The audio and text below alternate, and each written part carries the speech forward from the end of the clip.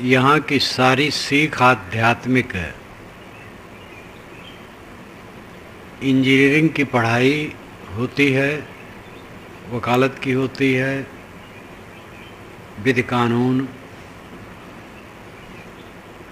रसायन विज्ञान, पदार्थ विज्ञान, मनोविज्ञान, शरीर विज्ञान, कृषि विज्ञान, अनेक प्रकार की पढ़ाइयाँ दुनिया में होती हैं। लेकिन यहाँ की पढ़ाई आध्यात्मिक है, जो सबके लिए अनिवार्य है। कोई डॉक्टरी पढ़ ले और डॉक्टरी करे तो उसे वकालत की ज़रूरत नहीं।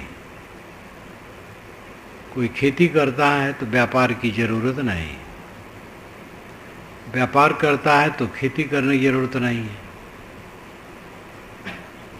कोई कला से धन कमाता है तो और दुकानदारी की ज़रूरत नहीं है।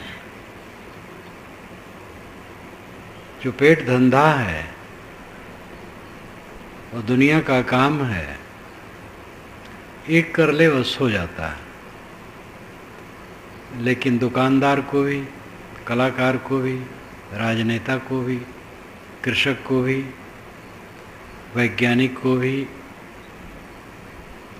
सैनिक को भी, दुनिया के समस्त क्षेत्रों के लोगों को आध्यात्मिक पढ़ाई की ज़रूरत है। ये अनिवार्य विषय है। दुखों का अंत इसी में होता है। दुख है, आशा और निराशा के तत्व को समझना चाहिए।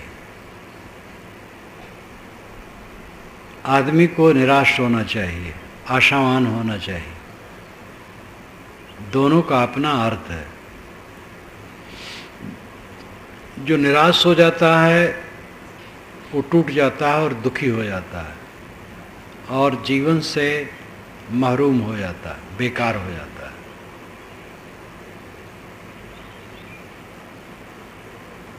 और जो आशा वाला होता है वो दुख पाता है। लेकिन आशावान बनो और निराश बनो। आशा और निराशा का अपना अर्थ है। दुख है और दुख से छुटकारा नहीं है। ये निराशा आदमी को दुखों में डालेगी। दुख है लेकिन दुख से छूटने का रास्ता है। ये आशावान रास्ता है, आशा का रास्ता है। हम अपना कल्याण क्यों नहीं कर सकते हैं? दूसरे लोग विद्या पढ़ते हैं, पढ़ लेते हैं, हम क्यों नहीं पढ़ सकते हैं? अनेक साधक हुए हैं जिन्होंने इसी जीवन में जीवन मुक्ति पाई है। मैं क्यों नहीं प्राप्त कर सकता? निश्चित ही प्राप्त करूंगा। इस प्रकार आशावान जो है वो आगे बढ़ता है, कल्याण करता है। मैं क्या कर सकता हूँ? मैं तो संसारी हूँ, मेरा मन बहुत खराब है, मेरे संस्कार बहुत खराब हैं। इस प्रकार निराश व्यक्ति कुछ नहीं कर सकता है। जिसे बहुत भोगों की आशा है, मैं ये करूँगा, वो करूँगा, ये भोग भोगूँगा, वो भोग भोगूँगा, ये पद पाऊँगा, वो दुखी हो जाता है। लौकिक उन्नति के लिए भी श्रम करना चाहिए और श्रम में जो मिले उसमें संतुष्ट रहना चाहिए। और जो मर्यादा विरुद्ध आशा करेगा वो दुखी रहेगा। आशावान बनो और निराश बनो। भोगों से निराश बनो और उन्नति के लिए आशावान बनो। सब जीव दुख के खाट में पड़े हैं। मन भारा तन भार है, भारा जय संबंध। अमान अकाम होए, काज कर छोड़ मान मद अंध। ये विशाल देव की साखी है। मन भारा तन भार है, भारा जहि संबंध। अमान अकाम होए काज कर छोड़ मान मद अंध। मन का बोझा सबको है और शरीर का बोझा है और संबंध का बोझा है। इसलिए निर्माण और निष्काम होकर के काम करो, अहंकारी न बनो, अंधे न बनो, भटक जाओगे। मन का बोझा सबसे ज्यादा है, बहुत संवेदनशील है। रिकॉर्डिंग जो होती है, पहले तो तवा होता था ग्रामोफोन में, तवा बड़ा सा लगता था, पहना दे उसमें कील में और एक कांटी रहे उसको उसमें लगा दे, घूमने लगे, बस भजन शुरू हो, गीत शुरू हो, भजन हो, गाली हो, जो उसमें रिकॉर्डिंग है। जब तवा घूमने लगता था तो कांटा को उधर से उठा करके लगा दिए, बस आवाज शुरू। अब तो और बहुत सूक्ष्म साधन सब हो गए हैं। आपके हमारे अंदर में जो रिकॉर्डिंग है, थोड़ी सी स्मृति का हवा पाकर, थोड़ी सी चर्चा की हवा पाकर वो गाना शुरू हो जाएगा। राग, द्वेष, प्रिय घटना, अप्रिय घटना, जो बीता है सब रिकॉर्डिंग है। चर्चा शुरू कर दो उस विषय में, मन बाउंडर बनाएगा। न चर्चा करो, ऐसे स्मरण जोर से कर लो, मन बाउंडर बनाएगा। रिकॉर्डिंग है अंदर, फिर सोने नहीं देगा, खुश नहीं रहेगा, भोजन नहीं पचेगा, जितना बिगड़ता जाएगा मन, सब बिगड़ता चला जाएगा। मन का बोझा कितना जबरदस्त है। काम, क्रोध, लोभ, मोह, राग, द्वेष अनादि काल से भरे हैं, वे व्यथित करते हैं मनुष्य को।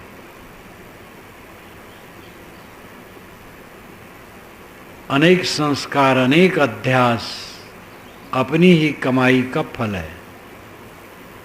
जीवन भर आदमी क्या कमाता है? जीवन गुजर के लिए धन कमाता है जो जरूरी है, और उसमें भी जो बहुत बड़ा बनने के चक्कर में पड़ता है उसका रास्ता दूसरा है, वो भी ठीक है। सब प्रकार के लोग होते हैं। आध्यात्मिक की दृष्टि अलग है, लौकिक दृष्टि अलग है। कोई मेधा संपन्न होता है, काम शुरू कर देता है, सैकड़ों लोग उसमें काम पाते, फिर हजारों काम पाते हैं, और एक के आधार में बहुतों का जीवन गुजर होता है। लौकिक उन्नति वो भी ठीक है, लेकिन जिसे कल्याण प्रिय है उसके लिए रास्ता है कि काम भर का काम कर ले और अपने कल्याण पर ज्यादा ध्यान दे।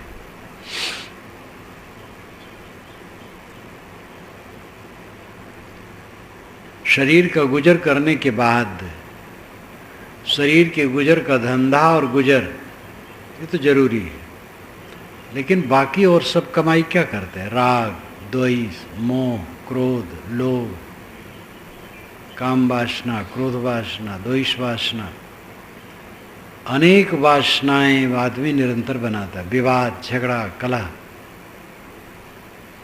ममता वैर, ममता वैर, ममता वैर, कुल मिलाकर के राग द्वेष।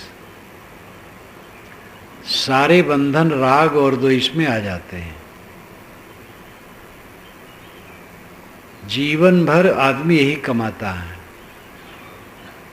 जो दुर्जन हैं वो ज़्यादा खुराफात करते हैं, हिंसा करते हैं, हत्या करते हैं, चोरी करते हैं, व्यभिचार करते हैं। ऐसा नहीं करते तो कुटिलता करते हैं, फसाद फैलाते हैं, लोगों में बवंडर मचाते हैं, दो को लड़ा देते हैं और सभ्यता की चोरी करते हैं। ये सब बहुत बिगड़े हुए लोग हैं। बाकी सज्जन है, सज्जन भी राग द्वेष में फंसे रहते हैं। जीवन भर कमाई राग द्वेष की होती है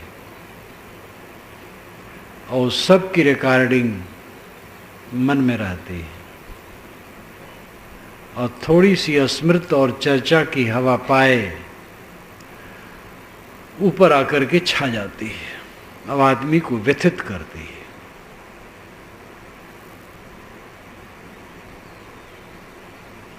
मन का बोझा कितना जबरदस्त है, मन भारा, मन का भार। प्रतिकूल कल्पना करके कुछ याद कर लो, फिर नींद नहीं आएगी। जोर से अनुकूल कल्पना की याद कर लो तो भी नींद नहीं आएगी।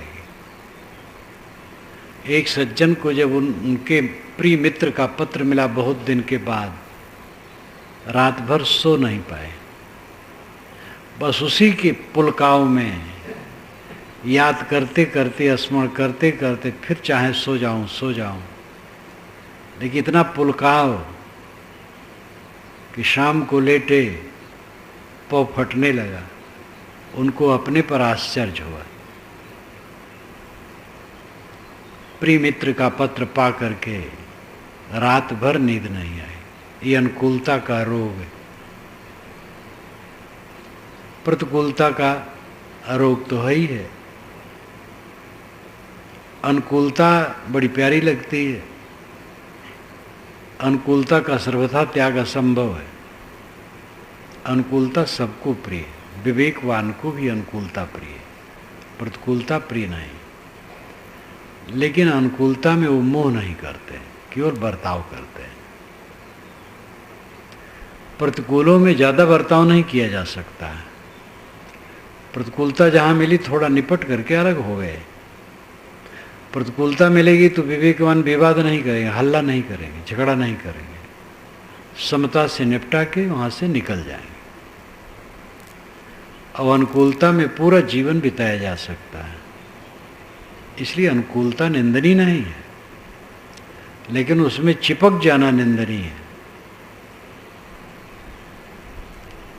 तो अनुकूलता प्रतिकूलता, इसमें राग और द्वेष।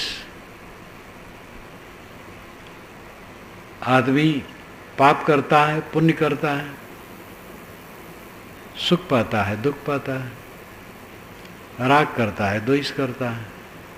बस ये इच्छा हरे का चक्र है। पाप किया, पुण्य किया, पाप का फल दुख पाया, पुण्य का फल सुख पाया। दुख में द्वेष हुआ, सुख में राग हुआ। पाप पुण्य, सुख दुख, राग द्वेष, ये 6 अरे का चक्र है। पहिया को स्थिर करने के लिए अरे लगे रहते, तिरछे तिरछे, जो धुरी से वलय तक बांधे रहते हैं। बाहर परिधि राउंड और बीच में केंद्र, सेंटर, धुरा। इसको बांधने के लिए अरे होते हैं। संसार चक्र के ये 6 अरे संक्षेप में है। पाप पुण्य, सुख दुख, राग द्वेष। सज्जन लोग भी इसी की कमाई करते हैं। दुर्जन तो बहुत भयंकर हो जाते हैं। दुर्जनों की भी कैटेगरी अलग अलग हुआ करती है। जैसे मैंने कहा, हत्या करना, चोरी करना, व्यभिचार करना, डाका डालना, ये भयंकर रूप है। कुछ बदमाशों का इतना भयंकर रूप नहीं रहता है। सभ्यता का, सभ्यता की चोरी करते हैं। व्यापार में गोलमाल कर देना, घूस लेना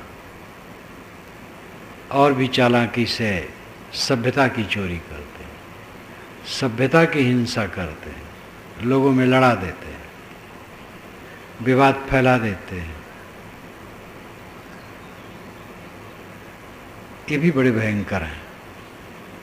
बाकी लोग ऐसे नहीं होते, कमाते हैं, खाते हैं, सज्जन हैं, किसी को तकलीफ नहीं देते, लेकिन अच्छा बुरा होता है उनसे भी, राग द्वेष होता है,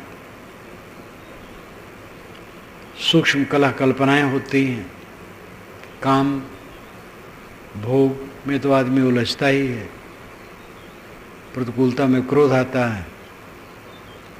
तो इस प्रकार सज्जन भी जीवन भर ज़्यादातर विकारों की कमाई करते हैं। शील, क्षमा, दया, संतोष, धीरज, विवेक, ये सब की कमाई कम कर पाते हैं। विकारों की कमाई करते हैं और सारी कमाई मानसिक संस्कार के रूप में अंतःकरण तवे पर प्लापी में रिकॉर्डिंग, और वो स्मृतियों और चर्चाओं की हवा पा करके बवंडर बनाती है। वो स्मृतियाँ, संस्कार बवंडर बनाते हैं और जीव को व्यथित करते हैं, पीड़ित करते हैं। तो मन भारा, ये मन का भार है। मन हमने बनाया है और मन में तमाम कांटे खोबर हमने बनाया है, पीप मवाद हमने भरा है। सबके मूल में अहंकार है। अहंकार करके हमने सारा रोग पैदा किया है। जितना चित्त अहंकारी उतनी जलन, जितना अहंकार घटेगा जलन घट जाएगी। आपके मन में किसी प्रकार का बवंडर है, विवेक जगाओ, अहंकार ठंड करने की सोचो, क्या मेरा है, कौन मेरा है, किसने क्या कह दिया, किसको कह दिया, मैं शुद्ध चेतन हूँ। ये टट्टी की टोकरी शरीर के नाम रूप व्यर्थ है। किसका नुकसान हो गया? मार दो अपने को, मर जाओ, देखो मन शांत हो जाएगा। अपने को मारे बिना कोई मुक्त नहीं होगा। मन भारा, तन भार है। मन का भार बड़ा जबरदस्त है, उसी में सब पिस रहे हैं। मनोपुब्बगमा धम्मा मनो सेठा मनोमया मनसा चेपुदुट्ठेना भासति वा करोति वा ततो नम दुख मनवे चक्कम वा बहतो पदम। ये तथागत बुद्ध का प्रथम श्लोक है, गाथा है, वो गाथा कहते हैं। उनके त्रिपिटक में धम्म पदम स्वर्ण स्तंभ की तरह ग्रंथ है, जो पूरा निर्दोष ग्रंथ है, और में तो तमाम कल्पनाएं भरी हैं। अच्छी बातें भी हैं, कल्पनाएं भी खूब है, लंबी चौड़ी बातें। धम्म पदम निर्दोष ग्रंथ है और प्रौढ़ ग्रंथ है। उसका पहला मंत्र है, मनो पुब्बगमा धम्मा मनो सेठा मनोमया मनसा चे पदुट्ठेना भासति वा करोति वा ततो नम दुख मनवेत चक्कम वा बहतो पदम।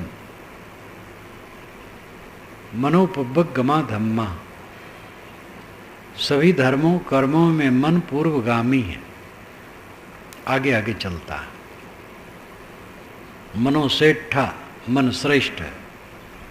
मनोमया, सारे कर्म मनोमय, मन से ओतप्रोत है। मनसा चे पदुट्ठेना भासति वा करोति वा, मन से प्रदुष्ट भावना रख करके जो बोलता और काम करता है, ततो नम दुख मनवेत, उसके पीछे पीछे दुख चलते हैं। कैसे चलते हैं? चक्कम वा बहतो पदम, जैसे गाड़ी के चक्के गाड़ी खींचने वाले जानवरों के पैरों के पीछे चलते हैं, वैसे बुरी भावना रखने वाले बुरी बात करने वाले, बुरा काम करने वाले के पीछे दुख चलते रहते हैं, इसको कोई टाल नहीं सकता है। मनोपुब्बगमा धम्मा मनोसेठा मनोमया मनसा चे प्रसन्नेन भासति वा करोति वा ततो नम सुख मनवेद छाया वा अनपायिनी। जो मन से प्रसन्न होकर के काम करता और बोलता है, उसके पीछे स्थिर सुख वैसे लगा रहता है जैसे मनुष्य के पीछे छाया लगी रहती है।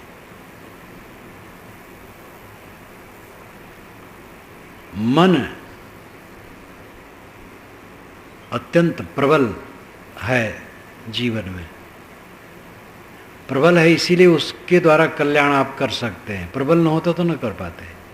जानवर का मन प्रबल नहीं है इसलिए वो शांत है, लेकिन विवेक भी नहीं जग सकता है। एक गाय, कई बार मैं देखता हूँ, बड़े शहरों में निकलता हूँ, चौक में गाय बैठी पागुर मार रही, आंख मूंदे पागुर मार रही, उधर से गाड़ी उधर से गाड़ी जा रही, वो कोई चिंता नहीं, और सो जाती है। वही कुत्ता चौक में पड़ा सो रहा है। मुझे याद आया, बिहार में था, एक गांव में जब निकला तो धूल में एक कुत्ता सो रहा था, और बाजार था, चारों तरफ आदमी खूब आ जा रहे थे, वो सो रहा था। क्योंकि उनका मन बहुत संक्षिप्त है, बहुत नहीं सोचता है, शांत। लेकिन विवेक वहाँ नहीं जग सकता है। उपद्रव से तो बहुत रहित है वो, लेकिन विवेक वहाँ नहीं जग सकता है। मनुष्य का मन बहुत तेज है, इसलिए खूब परेशान है मनुष्य। और यही दृष्टि घूमे तो यही इसी जीवन में परमानंद पा सकता है। अत्यंत प्रबल मन को लोगों ने खूब बिगाड़ डाला है, इसलिए मन का बोझा बड़ा जबरदस्त। मन बहारा, तन भार है, तन का भार है आपके साथ, रोग इसमें लग जाता है, असावधानी हो जाती है, समझ में नहीं आता है, कहीं कुछ हो जाता है, कहीं कुछ हो जाता है। सब ठीक ठाक चलते चलते भयंकर रोग भी उदय हो जाता है। असावधानी से जो होता है वो तो होता ही है, ना सावधानी करने पर भी, ठीक से चलने पर भी हो जाता है। कब कहाँ क्या हो जाएगा, एक्सीडेंट कब हो जाएगा, कब ये इसका अंग छिल जाएगा और कब टूट जाएगा और कब रगड़ जाएगा, कुछ पता नहीं। और फिर खाना पीना, सोना जागना, व्यवहार करना, जहाँ कहीं रहोगे। एक साधक हमसे कहे, बड़े भावुक थे, समझदार थे, वैरागवान थे, लेकिन भावुकता थी कि मेरा मन कहता है कि मैं कहीं एकांत में रहूं, वहीं अपना घेरा बना लो, लोगों के बीच में झंझट हो जाती। मैंने कहा बहुत बढ़िया है, बना लो, खाने की जरूरत पड़ेगी, उसका प्रबंध करना पड़ेगा। जंगल में बनाओगे तो हिंसकी जंतु आएंगे, उनसे बचने चिंता होगी। जमीन में रहोगे, सांप, जंगल में सांप बहुत होते हैं। और खाने पीने के बाद झोपड़ी बनाओगे, ऐसे जानवर आते हैं, झोपड़ी गिरा देते हैं, चर लेते हैं, तोड़ देते हैं। तो ये सब तो संभालना पड़ेगा, ये महाझंझट है। तो अब के झंझट शरीर है, जहाँ हो विवेक से रहो। कोई भोजन दे देता है, कोई कुछ दे देता है, कोई कुछ दे देता है, कोई ज्ञान दे देता है, तुम भी कुछ सेवा उसी में कर लो। और निश्चिंत होकर भजन करो। ये सहकारी समिति में आनंद है। तो हंसने लगे, कहे आप ठीक कहते हैं। कल्पना तो बड़ी सुंदर होती, जंगल में चला जाओ मस्त, जा कर के देखो। वो पहले जमाना नहीं रहा कि कंद और फल इफरात हैं। जमाना कभी था किसी से कुछ मांगना नहीं, पूछना नहीं, फल इतने काम भर के होते थे कि आदमी खा ले और पानी पी ले। पानी, झरने के पानी साफ शुद्ध। आज फल कहीं दिखते ही नहीं है जंगल में। कंद भी मुश्किल है, खाने का प्रबंध करना पड़ेगा। एक संत थे गैब साहब, गैबानंद साहब, अकेले घूमते घूमते आसाम कहाँ कहाँ गए तो चिट्ठी लिखते थे। तो कबीर सिद्धांत राम की पत्रिका काशी से निकलती थी, तो उसमें गैबानंद की चिट्ठी के नाम से छपा करता था उनका लेख। तो उन्होंने लिखा, आसाम के जंगलों में बहुत निरांत जगह है, यहाँ रहने लायक अच्छा है साधु को। बस इतना ध्यान रखना चाहिए कि लौकी, कुमड़ा और अमुक अमुक के बीज लेते आना चाहिए, और बोध जिससे वो पैदा हो तो खाया जा सके। हिंसकी जंतु होते उससे बचने के लिए घेरा बनाना पड़ेगा। जो कुछ वो लिखे थे पढ़ करके मेरा मन छक गया। मैंने कहा ऐसे जंगल की क्या जरूरत है, जहाँ वहाँ जंगल है। अब ऐसा कोई करे तो वो भी परिश्रम करे, उसमें भी हो जाएगा, लेकिन बिना परिश्रम के काम नहीं चलेगा। नंगे रहो, दिगंबर, छालन शोषण रहितम, स्वामी शंकराचार्य ने कहा।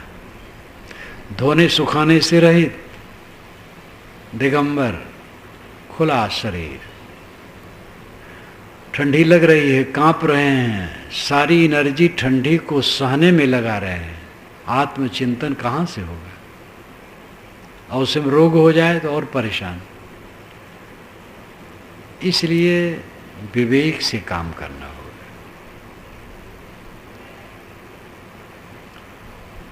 हर जगह सहना है, बिना सहे छुट्टी नहीं। शुद्ध संग में रहकर सहकर काम करो। मैंने अपने जीवन में इतना अनुभव किया। सन 1953 के नवंबर में गृह त्याग किया, तब से आज तक सद्गुरु और संतों की संगत में ही रहा। और स्वतंत्र राज्य, और उसका जो उसकी जिम्मेदारी है, उसमें जो सहना है वो सहना चाहिए। बिना सहे कैसे काम बनेगा?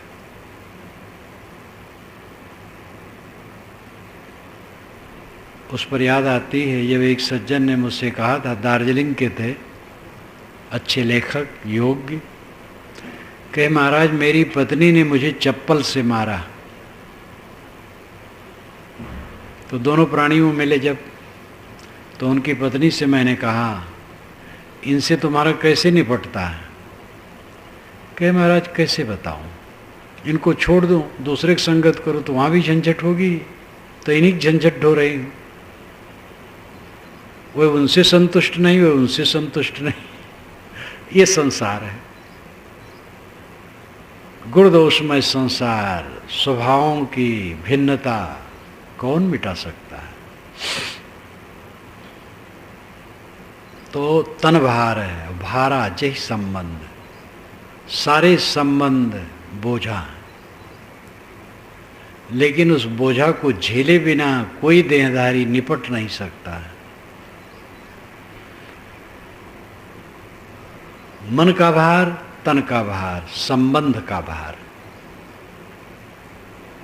बड़े बड़े अहंकारियों को मैंने देखा, बात बात में वो तनकते थे, लेकिन थोड़े दिन में इतने ठंडे हुए कि कोई कुछ कहे सिर झुका लेते थे। जान गए दुनिया को कि ऐसी दुनिया है। सबसे जीत जाओ, अपने से हार जाओगे। एक बड़े बुलिका सज्जन है, बहुत बहुत बोलते हैं, अपनी जवानी में सबके सामने धुनते रहें। उनका बच्चा जवान हुआ, पढ़ा लिखा, सर्विस करने लगा, और वो इतना बुलिका हुआ, तब उन्होंने कहा कि मैं तो सब जगह जीताता हूँ, अपने घर में हार जाता हूँ। जब लड़का बोलने लगता है तो मुझे चुप रहने के सिवा और कोई चारा नहीं। तो सबको बात में छका देते थे, लेकिन अब अपने बच्चे से हार के बैठ गए। ये संसार है। मन भार है, तन भार है, संबंध भार है। मन भारा तन भार है, भारा जय संबंध। सब तरफ बोझा है। अमान अकाम होए काज कर। विशाल देव कहते निष्काम और निर्माण हो करके साधना का काम करो। छोड़ मान मद अंध। मान और मद और अंधपन छोड़ दो। मान, मैं बड़ा हूं, मेरी बुद्धि बड़ी, मेरा सदाचार बड़ा, ये भयंकर रोग मनुष्य का है। मेरी बुद्धि सबसे अच्छी है और मेरा सदाचार सबसे ऊंचा है। और ये अहंकार आदमी को गिराता है। हम हमारा आचार बड़, भूरी भार धर शीश। हम बड़े हैं, यानी हमारी बुद्धि बड़ी है और हमारा आचार बड़ा है। ऐसा बोझा आदमी सिर पर धर करके नाचता है।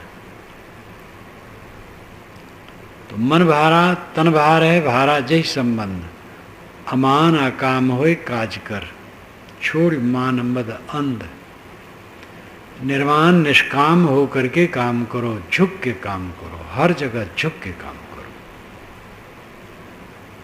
अनेकों को देखा जाता है जो बहुत तनकते थे, अपने बच्चों से थक गए,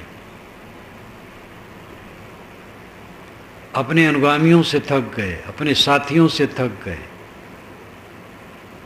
सब जगह थकना है, इसलिए उछलो कूदो मत, घमंड न करो। सरल रहो, शीतल रहो, विनम्र रहो, झुक करके चलो।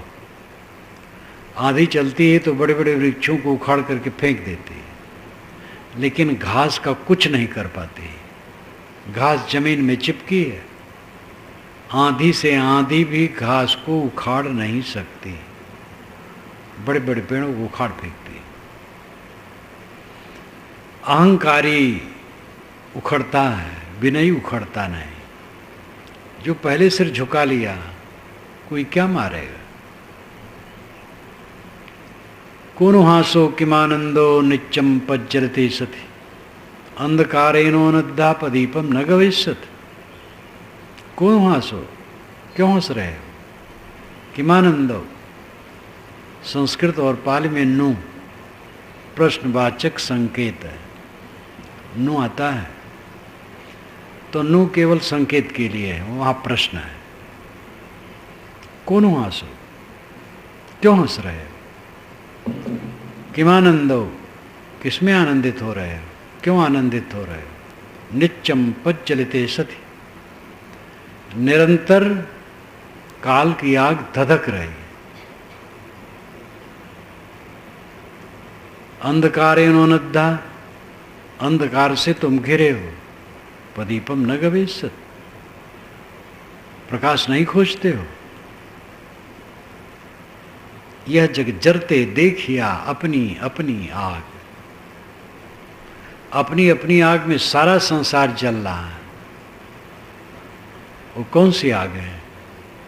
राग द्वेष की आग, मोह माया की आग, दुर्बलता आसक्ति की आग, सब अपनी अपनी आग में जल रहे हैं। दूसरे लोग जल रहे हैं और उनकी जलन से अपने को और उद्वेग होता है। क्रोधी आदमी है, उसकी बात सुन करके और चित्त हमारा भड़कता है। कोई कुटिल आदमी है, उसके कुटिल व्यवहार से चित्त खिन्न होता है। और ये सब में लड़ लड़ के समाधान नहीं होगा, झुक के समाधान होगा। साधना का रास्ता है, नीति का अलग है। लेकिन नीति क्या करोगे? राजनीति, कानून और विधान आपके घर में क्या करेगा? पत्नी कड़ी स्वभाव की है तो क्या सप्ताह में एक बार पंचायत बैठाओगे पत्नी के लिए? आसपास के लोगों को बुला करके पंचायत मीटिंग करोगे तो बनेगा? या मुकदमा दायर करोगे? एक पति पत्नी में कलह, दोनों सर्विस करते हैं, बड़े शहर में हैं, दोनों प्रबुद्ध हैं, घोर कलह। पत्नी ने मुझे फ़ोन किया कि साहब ऐसी दशा है, कुछ लोग राय देते हैं मुकदमा कर दो। मैंने कहा तुम्हारा पति कहाँ है? कहीं बाहर है और घर नहीं आ रहा। मैंने कहा उसको मनाने की चेष्टा करो, मुकदमा का नाम न लो, नम्र रहो। फिर और बड़े बड़े लोग कहे कि अच्छा आओ उसको चल करके दबाएं, बात करें। फिर उसने फ़ोन किया, मैंने कहा बिल्कुल नहीं, दबाने का नाम ले करके जाओ ही मत, बिल्कुल नम्र रहो। अगर जाना है तो झुक करके जाना। वहाँ अपनी गलती न होने पर भी अपनी गलती स्वीकार लेना। और अगर इससे काम नहीं बनेगा तो न जाओ, परंतु दबाने के लिए न जाओ।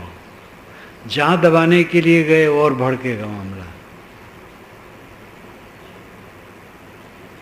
उसकी श्रद्धा अटूट मेरी बातों पर, और वो मानती गई मेरी बात। लोग कहें तुम बिल्कुल बेकार आदमी हो, हम लोग सहयोग करने के तैयार हैं, कहने गुरु जी की आज्ञा नहीं।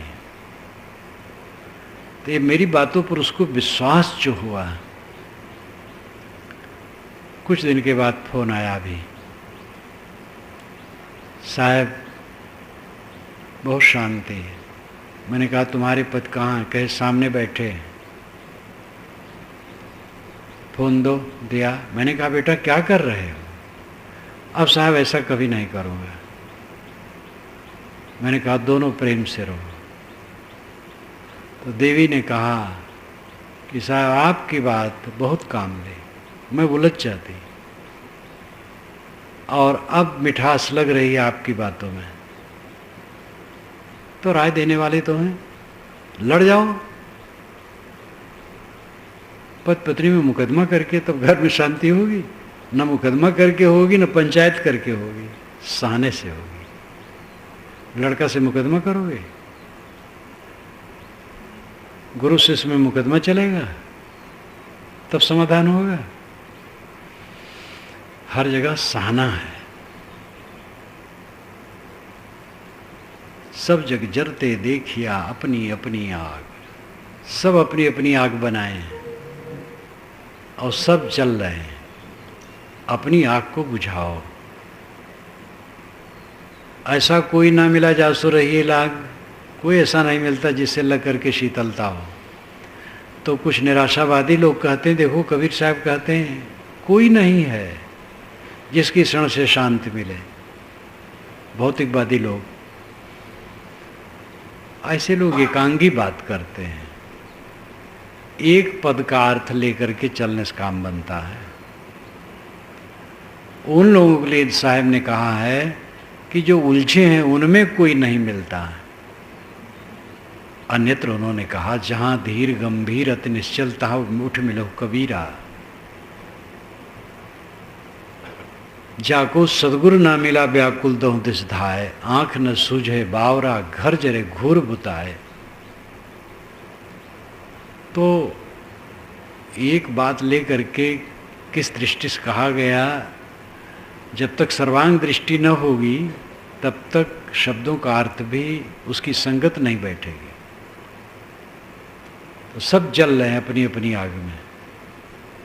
ये अपनी आग को बुझाओ, अपने अहंकार को मारो। व्यवहार में सुख चाहो और निर्वाण कल्याण मोक्ष चाहो तो अपने को मारो।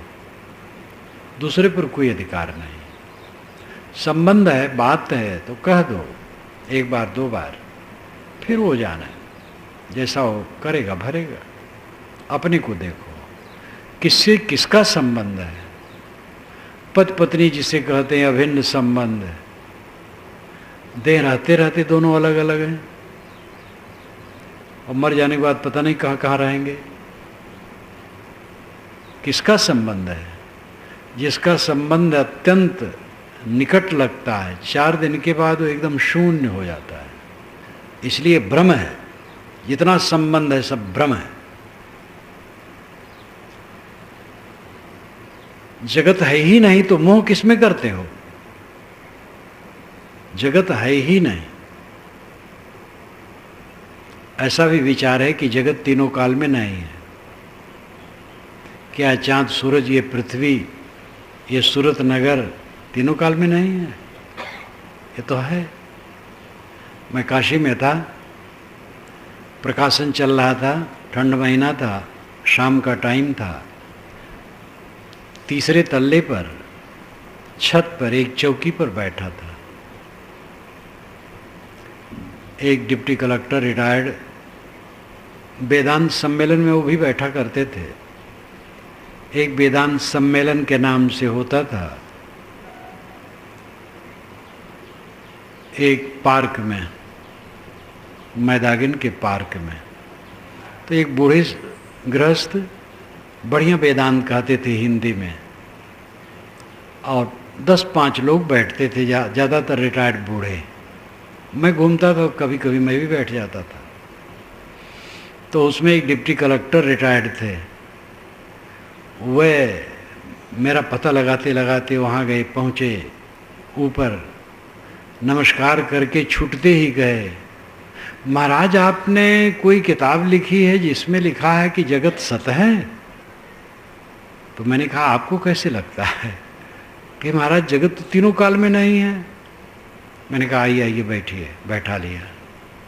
मैंने कहा बताओ, देखो सूरज डूबने की तरफ जा रहा है, ये काशी नगर इतना बड़ा है, और मेरे साथ आप छत पर बैठे हैं, ये सच है कि झूठ है? तो हंसने लगे कि हमारे वेदांती जी तो कहते तीनों काल में जगत नहीं है। हम कि वो तो कहते हैं, आपको कैसे लगता है? ईमानदारी से कहिए। जब ईमानदारी कहा तो और हंसे। तो जगत तो सामने है, वो बदलने वाला है, ठीक है। जिस जगह मैं तीसरे तल्ले पर बैठ करके बात कर रहा था, वो मकान अब नहीं है। नीचे से ऊपर तक एकदम खत्म करके 4 तल्ले का मकान बन गया, दूसरा मकान। 1.5 वर्ष पूर्व जब वहाँ मैं गया तो कहा भाई यहाँ विश्वेश्वर प्रेस है, कहाँ है? दिखाई नहीं दे रहा है। एक ने कहा महाराज मैं तो जानता नहीं हूँ। तो एक बुजुर्ग था, हाँ हाँ महाराज यही है, लेकिन वो अब नहीं रहा, ये दूसरा बन गया। तो सब बदलता है, लेकिन है, जगत है। जगत का अर्थ ही होता है जायमान होना और गत होना। जन्मना, गत मिटना, यही जगत का अर्थ है। संसार सरकना, जो सरके वो संसार है। संसरति इति संसारः, संसरति सरकता है, इसलिए संसार कहलाता है। कणों का प्रवाह है प्रपंच, ये है सब समय, लेकिन आपके आत्मा में नहीं। जब आप रात में सो गए थे तो आपको ये आश्रम भी आपके लिए नहीं था, सूरत नहीं था, और ये भूमंडल नहीं था, कुछ नहीं था, अस्मृत में नहीं था। जब जागे तब फिर ख्याल होने लगा आपके आत्मा में जगत नहीं है।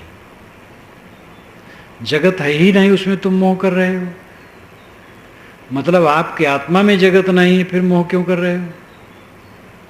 लेकिन वो लोग कहते नहीं जगत, जगत में भी तीनों काल में नहीं है। वो जबरदस्ती करते हैं। जबरदस्ती करके समाधान नहीं होता है। जो जैसे उसको वैसे समझ करके समाधान होता है। जगत है, परिवर्तनशील है। जगत में जगत नित्य है, बदलता हुआ। आत्मा में जगत नहीं है। आत्मा में जगत है ही नहीं, मेरा जगत है ही नहीं, मोह क्यों? इस प्रकार विवेक को जगाओ। मन भारा तन भार है, भारा जय संबंध, इस पर ध्यान दो। मन का बोझा है, शरीर का बोझा है, संबंध का बोझा है, 3 बोझा है। मन का बोझा सबसे भयंकर है, यही सारा रोग दोष है और यही कल्याण है। गलत गलत रिकॉर्डिंग भरी हुई है और उसमें हवा लगती, जब वो प्रचंड होती है मन की कल्पना, तो आदमी बवंडर में बहने लगता है। दुर्बल विवेक का आदमी व्यथित हो जाता है। जैसे जोर से हवा चले हो, खूब शीतलता हो, बर्फानी और आंधी, और मैदान में आदमी पड़ जाए तो दुर्गति उसकी है। ऐसे दुर्बल मन, दुर्बल मन का मतलब विवेकहीन मन और पूर्व संस्कारों का झंझा, उसमें वो पीड़ित होता है। सब जीव पीड़ित है अपने मन के झंझा में, मन के उद्वेग में। इस बोझा को समझो और इस बोझा को उतारो। ये अहंकार से बना है, हमारे अहंकार से बोझा बना है, केवल अहंकार और मिथ्या अहंकार। जो अपना नहीं है उसमें अपने को जोड़ना अहंकार कहलाता है। शरीर मेरा नहीं है, प्राण मन बुद्धि कुछ भी मेरा नहीं, और इसी में अपने को जोड़ करके हमने अहंकार किया है। नाम रूप में अहंकार किया, पद प्रतिष्ठा में अहंकार किया है, गुरु बाबा के रूप में अहंकार किया। हम गुरु हैं सबके, हम गुरु हैं सबके, इससे बड़ा पाप और क्या होगा? अपने को गुरु मानना। अपने को गुरु मानो तो दुख भोगोगे, अपने को मालिक मानो दुख भोगोगे। जो चीज़ अपनी नहीं उस पर चौधराना गांठोगे, दुख भोगोगे। हमारा अहंकार हमें चलाता है। अपने अहंकार को समझे और उसको रगड़े, कोई और दूसरा रास्ता नहीं, लड़ना रास्ता नहीं। कल्याणार्थी साधक के लिए दूसरे से लड़ना रास्ता नहीं है, अपने से लड़ना रास्ता है। अपने अहंकार से लड़ो, अपने अहंकार को रगड़ो, अपने अहंकार को मार दो। दुख नाम की चीज कहीं है ही नहीं। या आपा को डारी दे दया करे सबको, ये साहब की आधी साखी काफी है। या आपा को डारी दे दया करे सबको। अपने अहंकार को छोड़ दो, सब दया करेंगे। और अहंकार करोगे तो आपके स्वजन ही आपको पसंद नहीं करेंगे। मन की आग तभी बुझेगी जब हमारा अहंकार गलेगा, और दूसरा तीसरा रास्ता नहीं, एक ही रास्ता है। अपने अहंकार को समझना बहुत मुश्किल है, दूसरे के अहंकार को समझना सरल है, अपने अहंकार को समझना कठिन है। अपने अहंकार में हमारा अहंकार होता है, चिपकाहट होती है, समझ में नहीं आता है। अहंकारी आदमी भी निर्माणी आदमी से बड़ा सुखी होता है, लेकिन अपना अहंकार उसको प्यारा होता है, और जलाने वाला तो अपना ही अहंकार है। सारे बंधनों की जड़ अहंकार है। अहंकार का पूर्ण विसर्जन जीवन मुक्ति है। समझ बूझ जड़ हो रहे, ये उसी के लिए सदगुरु का संकेत है। समझ बूझ जड़ हो रहा है। पहले जड़ होने के साहब नहीं कहे हैं। पहले जड़ तो संसार में बहुत लोग हैं, तो उससे कल्याण थोड़े हो गए। समझ बूझ जड़ हो रहे हैं। साहब की वाणी तो ऐसे अनुभव से निकली है कि कहीं पकड़ नहीं सकते हो। इतना अनुभव है उनका अद्भुत। समझ बूझ ले तब जड़ बने। ज्ञानी हो के बाद अज्ञानी बने। आत्मज्ञानी बन जाओ फिर अज्ञानी बन जाओ, यानी निर्मानी बन जाओ, ज्ञान का अहंकार न करो। उपनिषद के ऋषियों ने भी कहा है, तब वो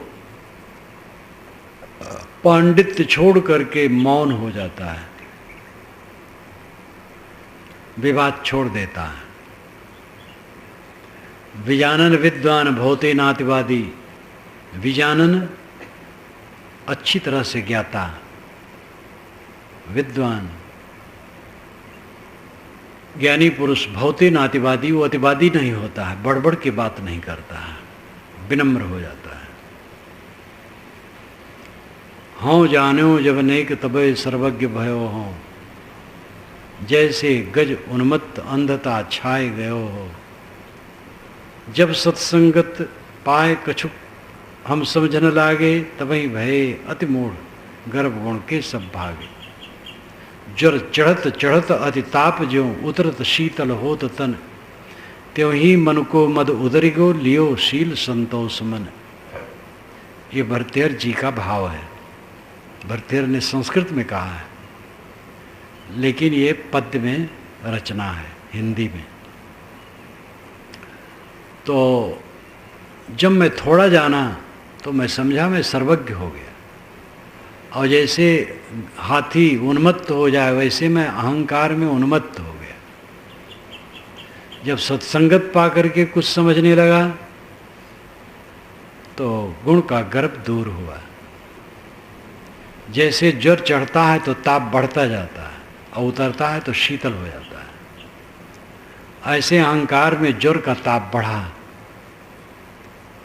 लेकिन जब अहंकार दूर हुआ तो तन शीतल हो गया। हमारा अहंकार हमें जलाता है।